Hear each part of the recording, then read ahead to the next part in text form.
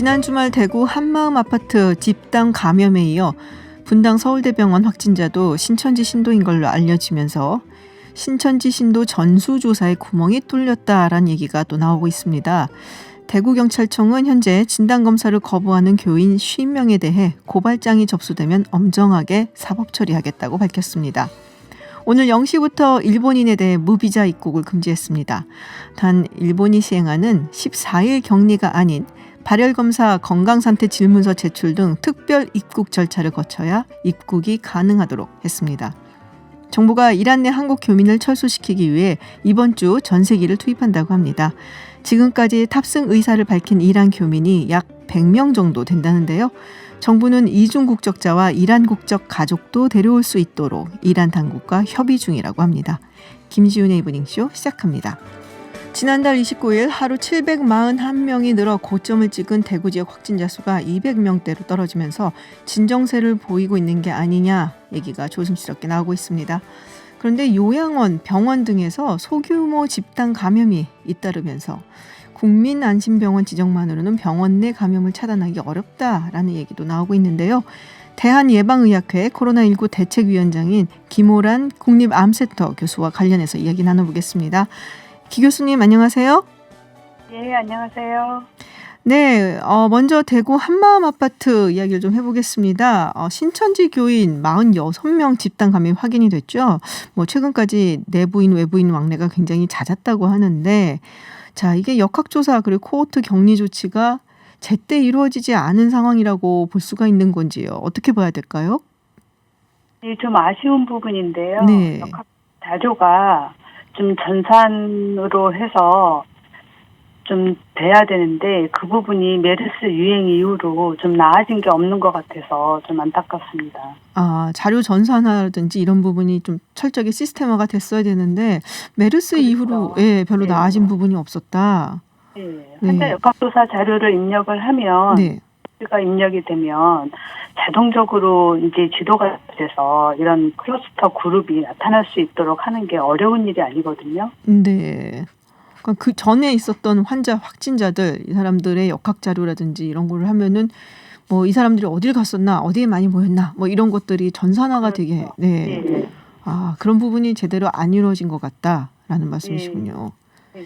그렇군요. 지금 근데 신천지에서 지금 한마음 아파트 일단은 집단 거주 시설은 아니라고 하는데 대구시에서는 여기 말고 또 교인들이 약간은 좀 집단적으로 거주하는 곳 한 10군데 정도 있을 거라고 보고 있거든요. 이제 어떤 조치 지금이라도 해야 될까요? 예, 일단 이미 대구시에서 파악을 하고 있는 곳이 있다면 해당 아파트 주민들에게 먼저 알려야 될 겁니다. 나중에 우리 아파트에 확진자들이 한꺼번에 많이 나왔다는 걸 알게 되면 주민들 동요가 굉장히 클 것 같고 미리 예방 조치를 할 수 있는 기회를 놓치게 되는 거잖아요. 네. 대구시에서 그렇게 여러 아파트가 있다라고만 말할 게 아니라 어떤 아파트인지 얼마나 환자가 나왔는지 주민들은 어떤 조치를 해야 되는지 좀 알려주시면 좋을 것 같아요. 네. 일단 선제적으로 해당 아파트 주민들에게 먼저 알리는 것이 필요하다라는 말씀이시군요. 그렇습니다. 자, 이제 많은 분들이 그 집단 감염을 걱정을 하고 계세요. 특히 경북의 봉화 푸른 요양원 경우 확진자 51명 그리고 사망자까지 나왔거든요. 특히 이제 어르신들이 많잖아요. 요양원 같은 경우는. 그래서 요양원이나 요양병원 이 사망자를 최소화하기 위해서는 먼저 좀 보호를 해야 된다라는 지적도 있더라고요. 예, 그렇습니다. 처음 이 유행이 시작될 때 저희도 가장 걱정했던 곳이 요양병원이나 요양원이었어요. 네. 그래서 정부에서도 요양병원이나 요양원에 근무하는 종사자들 중에 혹시 중국에 다녀온 사람이 없는지, 증상이 있는 사람이 없는지 이런 걸 한번 다 조사를 했었습니다. 네. 그런데 이제 이후에 대구 경북에서 이제 유행이 커지면서 그 부분에 대한 계속 추적 조사는 더 못했던 것 같은데요. 문제는 이제 중국에서 다녀온 이런 게 문제가 아니라 이제 신천지 교도라든지 아니면 대구를 다녀온 종사자가 있다든지 이런 분들을 빨리빨리 확인해내는 게 중요하잖아요. 네.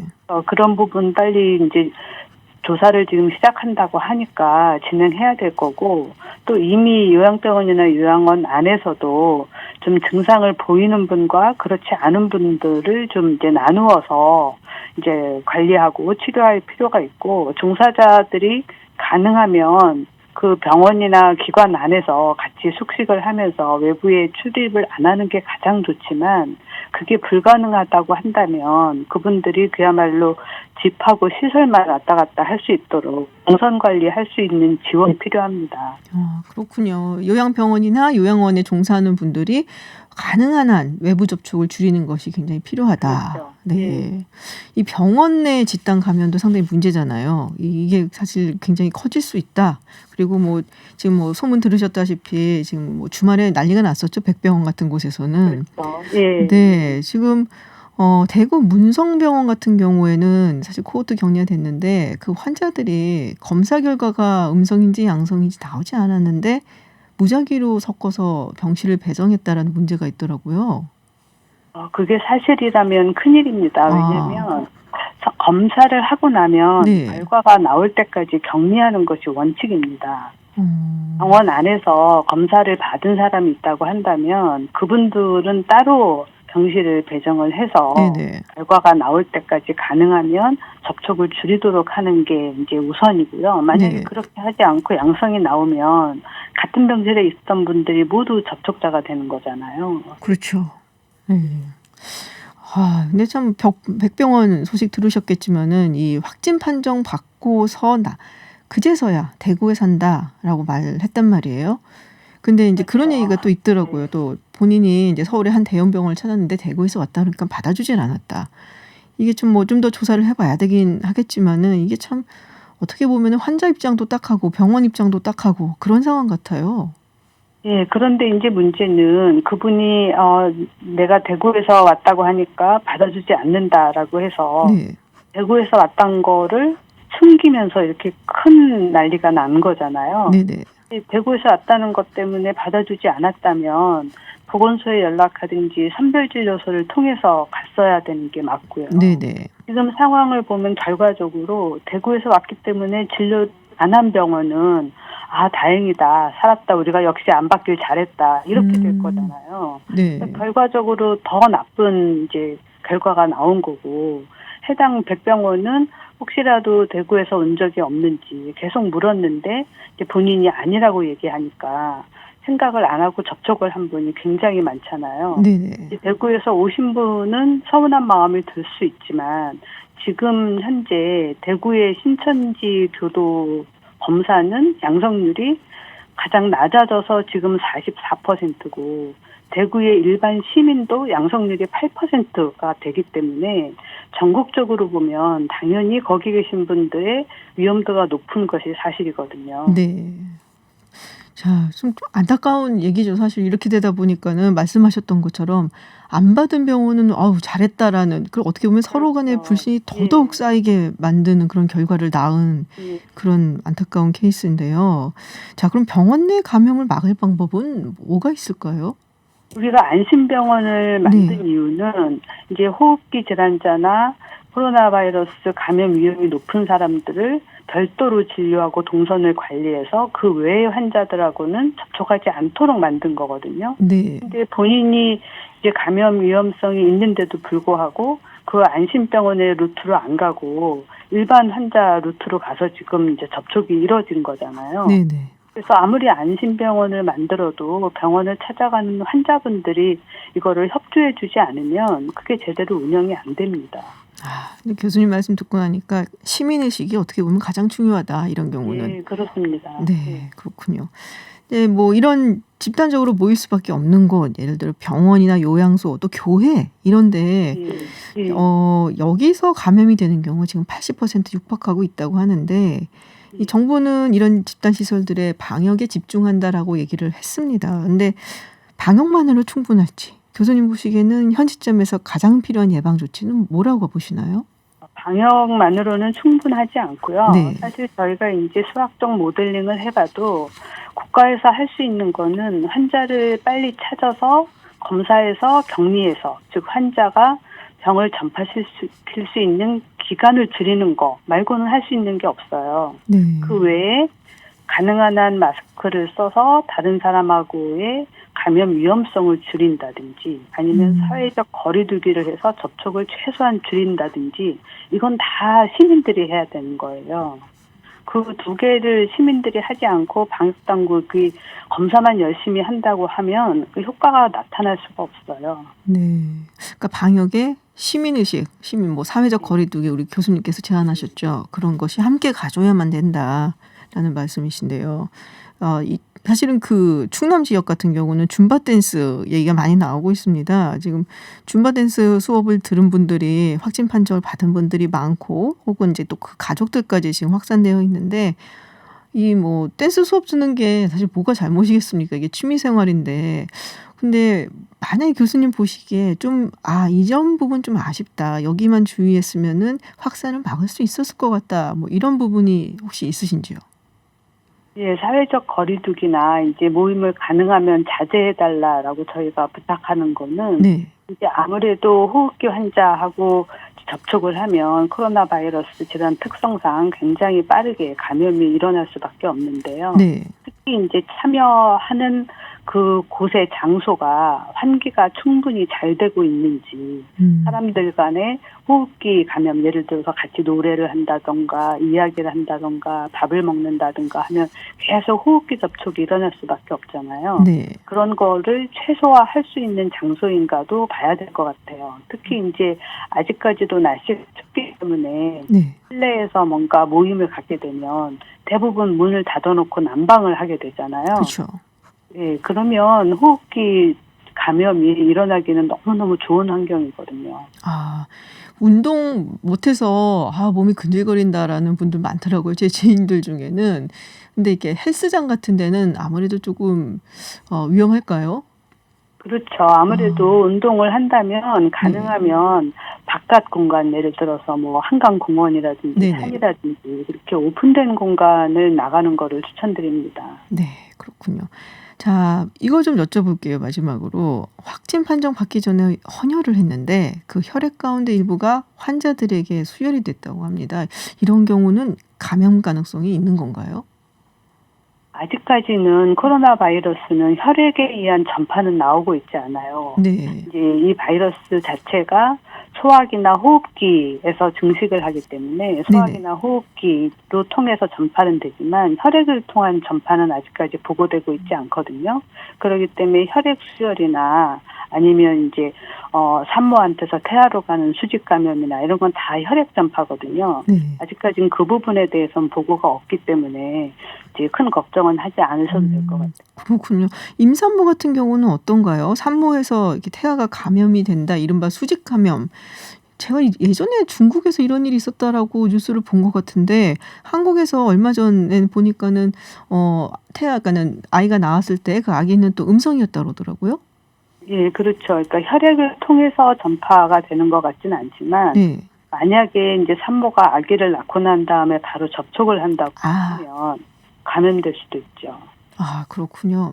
혈액을 네, 통해서. 그리고 이제 케이스가 많지 않기 때문에 최근에 우리나라 이제 산모 같은 경우는 이제 그 임신 말기에 감염이 됐었고 네네. 또 만약에 환자가 많아지면 임신 초기부터 감염이 됐다면 아무래도 태아하고 접촉하는 기간이 길어지기 때문에 그런 건 더 관찰이 필요하지만 일단은 호흡기하고 소화기 감염이다. 그렇게 생각하시면 될 것 같아요. 아직 사례가 그렇게 많지 않기 때문에 확정 지어서 얘기를 할 수는 없지만 이게 호흡기 질환이기 때문에 기본적으로 혈액을 통해서 감염이 되는 것 같지는 않고 그래서 당분간은 수직 감염은 뭐 별로 없는 것으로 그렇지만 지금 모르는 거잖아요. 사실은 우리가 가장 무서운 게 이 코로나 바이러스가 잘 몰라서 무서운 것 같아요. 그렇죠. 그렇지만 이제 산모가 감염된다고 해도 이게 급성병이지 만성으로 가는 병은 아니거든요. 그래서 어떻게 보면 보통 급성 호흡기 질환은 산모가 걸리고 나서 회복되면 오히려 그 항체가 아기한테 가는 거거든요. 그렇군요. 네, 그럼 아기는 그 항체를 갖고 태어나서 더 좋을 수도 있죠. 항체를 갖고 태어나요? 그러면? 이제 대부분의 산모들이 네. 아기한테 본인이 가지고 있는 많은 항체를 보내주게 돼요. 그래서 아. 아기가 태어나서 한 6개월 동안 별로 안 아픈 거거든요. 아, 엄마한테 받은 항체가 있기 때문에. 그렇군요. 자, 잠복기 한번 여쭤볼게요. 보통 이제 우리가 2주로 얘기를 하잖아요. 그래서 격리도 2주 정도로 하고 있는데 이 잠복기 2주가 맞는 건지 그 이상인 경우들도 있다라고 했거든요. 신천지 교인 같은 경우는 2주가 지난 다음에 무증상 상태에서 뒤늦게 확진이 되는 경우도 있었고 중국에서는 뭐 최대에서 24일을 잡아야 된다는 논문도 이미 나왔다는데 교수님 보시기는 어떠세요? 그렇죠. 잠복기라는 거는 노출이 된 다음부터 증상이 나타날 때까지 기간인데요. 네. 대부분 노출 시점을 정확하게 모른다거나 아니면 증상 발생 시점을 정확하게 모르면 그 계산이 어려워질 수밖에 없어요. 그리고 14일이라는 거는 대부분 90% 정도 그렇게 나타난다는 거지만 환자 수가 아주 많아지면 항상 예외는 있을 수밖에 없거든요. 네. 그리고 또 이번에 나타난 경우는 잠복기가 길어졌다기보다는 아마 격리 기간 중에 무증상 감염이 시작됐는데 증상이 없으니까 알지 못했던 게 아닌가 싶어요. 아, 그렇군요. 자, 지금 어쨌든 확진자 숫자가 많이 줄기는 했습니다. 우리 교수님 보시기에는 이게 우리가 그럼 진정세라고 이야기를 할 수 있는 건지 또 다른 쪽에서는 너무 섣부르게 그렇게 얘기하면 안 된다라고 말씀하시는 분들도 있더라고요. 그렇죠. 우리나라 지금 결과로만 봐서는 일단 큰 피크 정점은 지나고 내려온 것 같아요. 네. 그런데 문제는 이게 계속적으로 내려가려면 소규모 산발적으로 일어나는 집단 감염, 네네. 병원이나 요양원 이런 게 없어야 되고요. 또 하나는 지금 이게 전 세계적인 문제이기 때문에 우리나라만의 문제가 아니잖아요. 네네. 이제 해외에서 들어오는 유입에 대해서 관리해야 되는 게 중국만이 아니라 이제 전 세계가 됐거든요. 네네. 그래서 그 부분을 제대로 관리하지 못하면 다시 또 이런 신천지 교회와 같은 그런 큰 유행이 또 생길 가능성도 배제할 수 없거든요. 그렇군요. 뭐 진정세라고 하기는 좀 그렇지만 어쨌든 숫자는 많이 줄어들고 있지만 여전히 마음을 놓을 수는 없다. 그런 말씀으로 이해를 하겠습니다. 네, 알겠습니다, 교수님. 오늘 말씀 고맙습니다. 예, 감사합니다. 네, 지금까지 대한예방의학회 코로나19 대책위원장인 김호란 국립암센터 교수와 말씀 나눴습니다. 서울타임즈 시간입니다. 오마이뉴스 박종호 기자 그리고 정상근 기자와 함께합니다. 어서 오세요. 네, 안녕하십니까. 네, 이 소식부터 짚고 넘어가겠습니다. 북한이 또 오늘 발사체 3발인가요? 동해상으로 쐈습니다. 네, 3발은 아니고요. 네. 더 넘어서는 수발을 수발? 네, 발사를 했습니다. 오늘 오전 7시 36분경이었고 북한 한경남도 선덕 일대에서 북동쪽 동해상으로 발사를 했는데 네네. 한 종류의 발사체를 발사한 게 아니라 여러 종류의 여러 종류로? 발사체에서 발사가 됐습니다. 그래서 일단 군은 뭐 300mm 신형 방사포 그리고 240mm 방사포 등을 섞어서 발사했을 것으로 판단하고 분석 중인데 그리고 이 중에 3발이 최대 비행거리 200km, 고도 50km로 탐지가 됐습니다. 그래서 이 3발이 좀 중요한데 그렇군요. 이 3발 같은 경우에는 이 초대형 방사포로 이제 네. 분석을 하고 지금 재원을 분석 중에 있습니다. 네. 이 요미우리 신문에서 그런 얘기를 했어요. 북한 측이 우리한테 마스크를 요구를 했는데 우리가 보건 협력을 할 수는 있는데 마스크는 사실 우리도 부족해 줄 수가 없다 했더니 화가 나서 쐈다. 근데 이거 우리 측 예. 입장 나왔나요? 이거에 대해서? 뭐 우리 군은 네. 북한이 진행하는 동계훈련의 일환으로 보고 있습니다. 네네. 그러니까 지난달 28일 지난 2일에 있었던 네. 합동 타격 훈련의 일환이라는 겁니다. 음. 합참은 하지만 북한의 이러한 행동은 한반도에서의 군사적 긴장 완화와 신뢰 구축을 위해서 노력하기로 한 9.19 군사합의의 기본 정신에 배치되는 것이다. 강한 유감을 표한다라고 강조했고 청와대도 지난번과 마찬가지로 정영 청와대 국가안보실장 주재로 긴급 관계부처 장관회의를 열었는데 여기에서 한반도에서의 평화 정착 노력에 도움이 되지 않는다는 점을 다시 지적했다라고 청와대가 브리핑을 했습니다. 네. 근데 비판 수위는 조금 낮아진 것 낮아졌네요. 같아요. 네. 김정은 위원장의 친서 때문인지 김여정 부부장의 담화 독서 때문인지 때문이지. 모르겠지만은 그러니까 지난번에는 강한 우려, 네. 중단 촉구 이런 표현이 있었는데 이게 좀 빠졌습니다. 그러네요. 네. 일단 제가 아까 말씀드린 요미우리 신문 보도는 통일부에서는 아니라고 얘기를 한 것 같기는 해요. 네. 근데 어쨌든 뭐 그런 얘기가 나왔다. 그것 때문에 미사일은 쏘지 않았을 것 같습니다. 그 마스크 자체를 쏘지 때문에? 않았을 것 같습니다. 그게 돈이 얼만데 그게. 네, 알겠습니다. 오늘 마스크 오부제 판매 시행 첫날이었습니다. 네. 네. 박정우 기자 분위기 어땠는지 좀 전해주시죠. 그러니까 지난 이 오부제 전보다는 줄이 확실히 줄어들었어요. 네네. 줄어들었는데 그래도 혼선은 좀 있었습니다. 왜냐? 오부제니까 자신의 출생 연도에 맞는 그 날에 가야 되거든요. 오늘 월요일, 그러니까 1과 6. 네. 그러니까 만약에 81년생이라든가 86년생 이런 그 자신의 출생 연도에 맞는 분들이 가야 네네. 되는데 현장에서는 생년월일 그러니까 그러니까 날짜로 날짜로 준비등록번호의 앞에, 예. 마지막 그렇습니다. 그 숫자로 생각하고 오신 여섯 분들. 숫자의 앞에 여섯 숫자의 네. 마지막 그 숫자로 생각하고 가신 분도 계시고요. 맞아요. 아니면 주민등록번호 마지막 뒤에 맨 끝 맨 자리. 끝에 그걸로 보신 분도 있고 그래서 오셨다가 못 사고 가신 분도 네. 있었어요. 그런 점이 좀 안타까웠고요. 출생 연도, 내가 태어난 해 이걸 보셔야 됩니다. 그러니까 내일은 2와 7. 2와 7. 출생 연도 네. 2와 7인 분들이 사실 수가 있고요. 그리고 제가 지난주에 말씀드렸듯이 정부의 보완 대책이 있을 거라고 했던 이 대리구매 네네네. 관련해 가지고 대책이 나왔습니다. 함께 사는 가족이 2010년 이후 출생한 어린이거나 1940년 이전 출생한 어르신이면 다른 가족이 본인 신분증과 주민등록 등본을 제시해서 대신 살 수가 있습니다. 네. 근데 이게 중요한 게 뭐냐면 대리 구매할 때 그 어린이 그 아동의 그 출생 연도에 맞추는 거예요. 아동의 출생 연도. 그렇습니다. 그러니까 엄마 아빠의 출생 연도가 아니라 아이 걸 사용할 아이의, 때는 아이 그렇습니다. 걸 맞춘다. 어르신도 마찬가지고요. 네. 이게 중요하고 장기요양급여 수급자도 장기요양 인증서를 제시하면 동거인이 마스크를 대신 사다 줄 수가 있습니다. 그리고 오늘 하루 종일 사실 민원 처리 사이트죠. 정부의 정보24 서버. 네네. 이게 좀 먹통이 돼가지고 난리가 났습니다. 왜냐?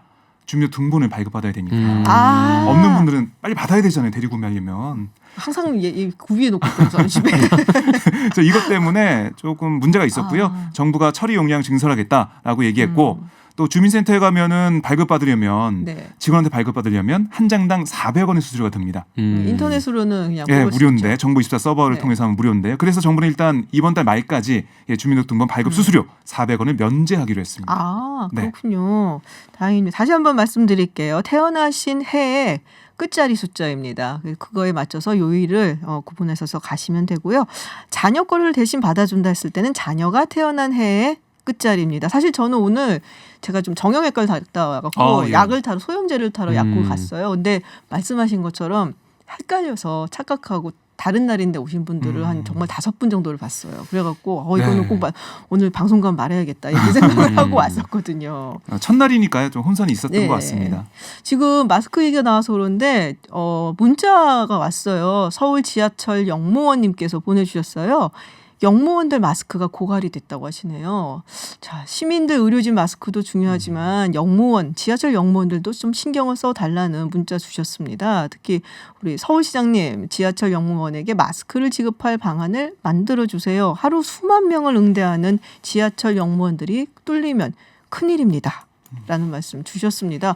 정말 중요한 이야기인데요. 네, 잘 생각하지 못했던 부분이에요. 그러니까요. 의료진만 생각했었는데. 네. 또 우리 나무바라기님은 영모님 제가 있으면 보내주고 싶네요라고 유유 보내주셨는데 네, 이럴 때일수록 참 이렇게 서로 도왔으면 좋겠다라는 그런 마음들이 있습니다. 네. 네, 관계자분들 듣고 계시면 혹시나 조치를 좀 취해 주셨으면 좋겠다라는 교통공사. 생각이 듭니다. 네. 교통공사. 네, 이 얘기를 해볼게요. 재난기본소득. 네, 김경수 지사 이야기도 했고요. 지금. 네, 뭐 지자체장들이 잇따라 뭐 기본소득 얘기를 하고 있는데 이게 처음 제안을 했던 사람은 이재용 소카 대표였어요. 네, 그 이후에 타당한 논란 때문에 이 얘기가 좀 묻히긴 했는데 맞아요. 이재용 대표는 그 지난달에 그 국민청원을 올려서 한 달에 50만 원이라도 좀 하루하루 버티기 어려운 국민들에게 지급을 해달라 이렇게 요청을 했는데 뭐 아무래도 이제 긴급하고 좀 실질적인 조치가 필요하다라는 취지에서 이런 제안을 한 것으로 좀 알려져 있고 네. 그리고 이것을 이제 김경수 경남도지사가 국회에 이제 다시 요청을 했습니다. 네네. 대신 이제 김경수 지사는 50만 원이 아니라 100만 원을 얘기를 했고 그리고 그 이재용 대표 같은 경우에는 뭐 소상공인, 뭐 프리랜서, 비정규직, 학생, 실업자 이렇게 1,000만 명 이렇게 규정을 했는데 김경수 지사는 이제 전 국민으로 설정을 했습니다. 그리고 또 이재명 경기도지사가 바로 화답을 했는데요. 그 이재명 지사는 이 기본소득에 대해서 계속해서 얘기를 해왔던 네네. 정치인이기도 하거든요. 그래서 이 김경수 지사 제안에 대해서 좀 긍정적으로 평가한 면이 있었고, 이 반면에 이제 미래통합당 소속인 권영진 대구시장 같은 경우에는 재정 문제에 대해서 한번 이성적으로 판단해야 된다라면서 좀 이제 신중한 태도를 보이기도 했습니다. 이게 1인당 100만 원씩 다 주게 되면은 사실은 50조가 들어가는 네네, 건가요? 50조. 네. 작은 돈은 아니긴 하네요. 그렇죠. 네. 네. 정의당 대표 심성장 정의당 대표도 비슷한 얘기. 근데 원래 정의당 기본소득을 이야기를 하는 당이잖아요. 그렇습니다. 네. 그러니까 심각한 소득 절벽에 직면한 서민들을 위해서 그러니까 체감할 수 있는 소득 지원이 필요하다라고 심상정 정의당 대표가 오늘 강조했는데요. 이게 만약에 전 국민 다 하는 게 어렵다면 대구 경북 지역부터 좀 해보자.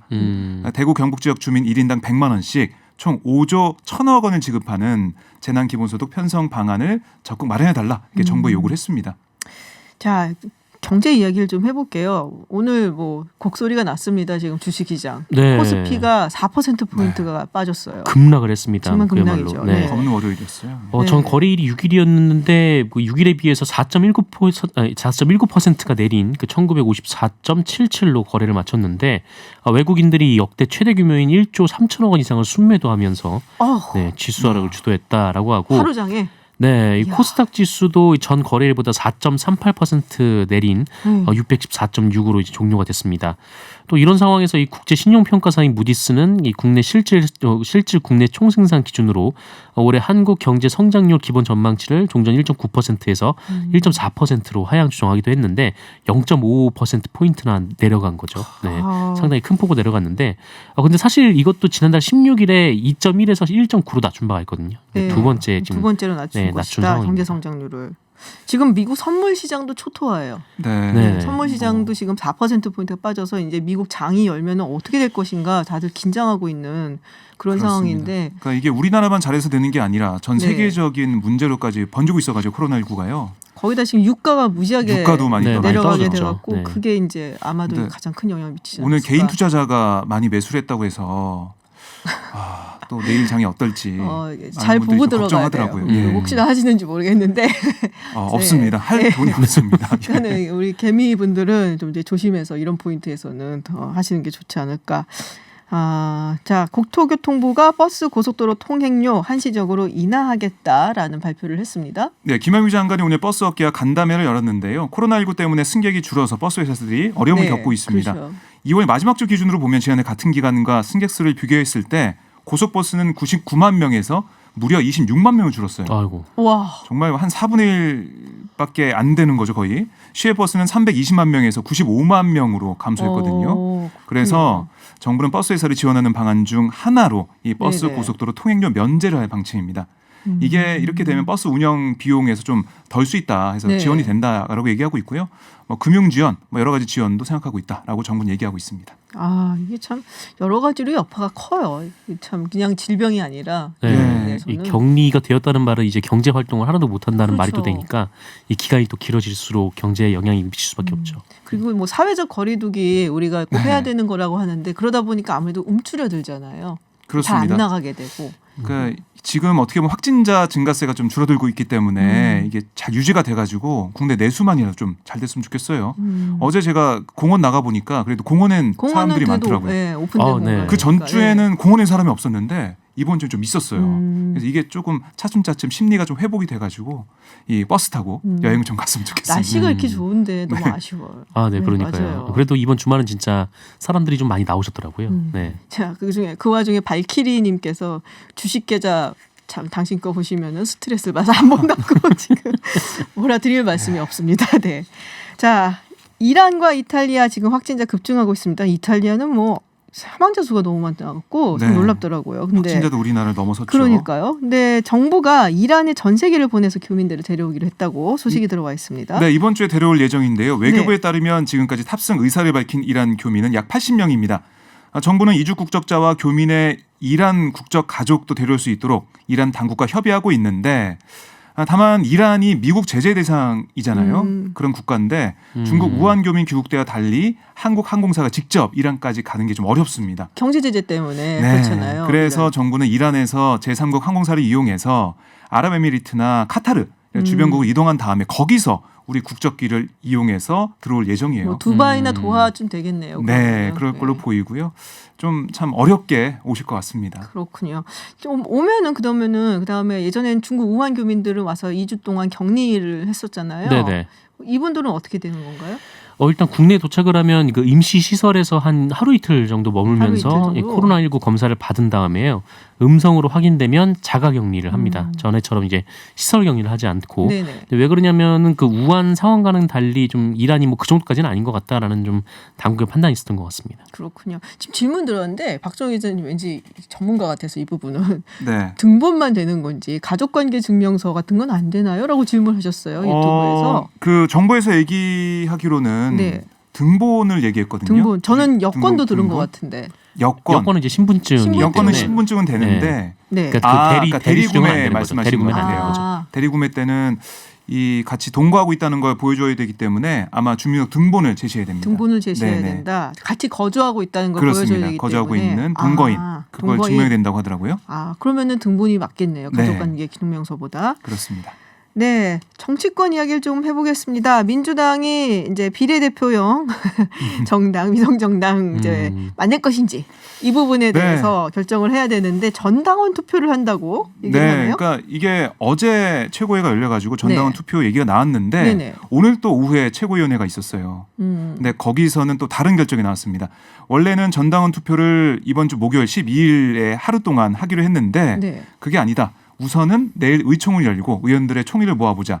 그다음에 최고위를 열어서 다시 결정하자. 이렇게 됐어요. 그러니까 아직 결정된 게 없다라고 보시면 되겠는데 우선 당내 기류는 오늘도 최고위에서는 격론이 벌어졌다고 합니다. 이 연합정당, 그러니까 비례대표용 연합정당에 참여하는 걸 반대하는 최고위원들도 있고 찬성하는 최고위원들도 있기 때문에 이게 결정이 안 나가지고 의총에 물어보자 이렇게 된 거거든요. 만약에 전당원 투표를 했는데 결과가 나와요? 그러면 네. 그거 무조건 따라야 되는 건가요?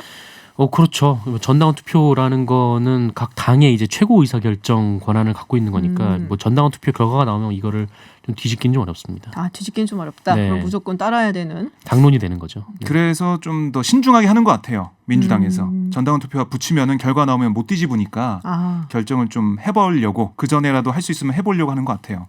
그렇군요. 네. 자, 총선 이야기 또 해보겠습니다. 홍준표 전 대표 어떻게 되는 건가요? 오늘 기자회견 네. 했는데요. 네. 저는 탈당하지 않을까, 무소속 출마 얘기하지 않을까 했는데 아직 거기까지 안 나갔습니다. 탈당 얘기까지는 없다. 네, 통합당 상징색인 분홍색 점퍼를 입고 네. 기존 선거 현수막을 그대로 부착한 채 홍준표 대표가 기자회견 했는데 다시 공을 황교안 대표에게 넘겼어요. 그러니까 이번에 김영호 공천관리위원장을 비판하고 사감이 겹쳐서 자신을 궁지로 몰아넣었다. 이 공천이 아니라 막천이다. 막천? 막 나가는 막천. 뭐 막천. 이런 얘기를 했는데, 그러니까 이번 공천이 원천 무효니까 황교안 대표가 나서서 바로 잡아라 이렇게 주장을 한 거예요. 그러니까 황교안 대표가 결정해야지. 그렇지 않을 경우 자신은 뭐 비장의 카드가 있다. 비장의 카드를 꺼내들겠다라고 뭐예요, 했는데 얘기는 안 했습니다. 얘기 안 뭘까요? 했는데 글쎄요, 비장의 카드. 네. 뭐 무소속 출마인가? 뭐 그렇게 될 수도 있고요. 명분 쌓는 것 같아요. 내가 이 정도로 참고 왜냐하면 고향에서 출마를 하다가 양산까지 왔고 또 이 나동현 전 양산시장을 데리고 와서 경선까지 하기로 했는데 경선도 안 붙이고 날 잘라? 이러면 안 되지. 이거는 정말 사심이 겹쳐진 막천이지 이렇게 얘기하는 거예요. 그러니까 만약에 황교안 대표가 별 얘기가 없다면은 결국에는 비장의 카드가 자신이 무소속으로 뭐 대구나 아니면 양산에 출마할 그런 카드를 꺼내려는 것 같습니다. 그렇군요. 자, 김남국 변호사 금태섭 의원하고 경선을 할 것이다 이렇게 얘기를 했었는데 안산 쪽으로 전략 공천을 했습니다. 네, 뭐 김남국 변호사는 이제 강서갑에 공천 신청을 했었는데 이 당의 방침에 따라서 사실상 철회를 한 그런 상황이고요. 이에 이제 민주당 지도부가 이 공천관리위원회에서 안산, 단원, 을로 전략 공천을 했습니다. 어떤가요? 보면은 상대가 지금 박순자 의원이든. 네네네. 상대는 이미 결정이 났는데, 근데 뭐 그 지역에서 계속 활동해오던 분도 있기 때문에 이 민주당 안에서도 좀 이렇게 전략공천 말고 경선을 하자 이렇게 또 아. 주장하는 분도 계시고 뭐 그렇습니다. 네. 그렇군요. 뭐 아이, 전략공천 지역마다 늘 있는 일이니까요. 그렇죠. 네. 전략공천이면 거기서 또 털을 깔던 분들이 네. 계시니까 네, 네. 그분들은 또 자기들 입장에 4년을 기다렸는데 그렇죠. 이런 얘기가 나올 수가 있겠죠. 알겠습니다. 네, 지금까지 정상근 기자 그리고 오마이뉴스 박정호 기자와 함께한 서울타임즈였습니다. 오늘 고맙습니다. 고맙습니다. 고맙습니다. 네, 잠시 후 3부에서는요. 오늘부터 일본인 무비자 입국이 전면 중단된 것과 관련해서 양기호 성공회대 교수와 이야기 나눠보겠습니다. 저는 잠시 후 7시 김지윤의 픽으로 돌아오겠습니다.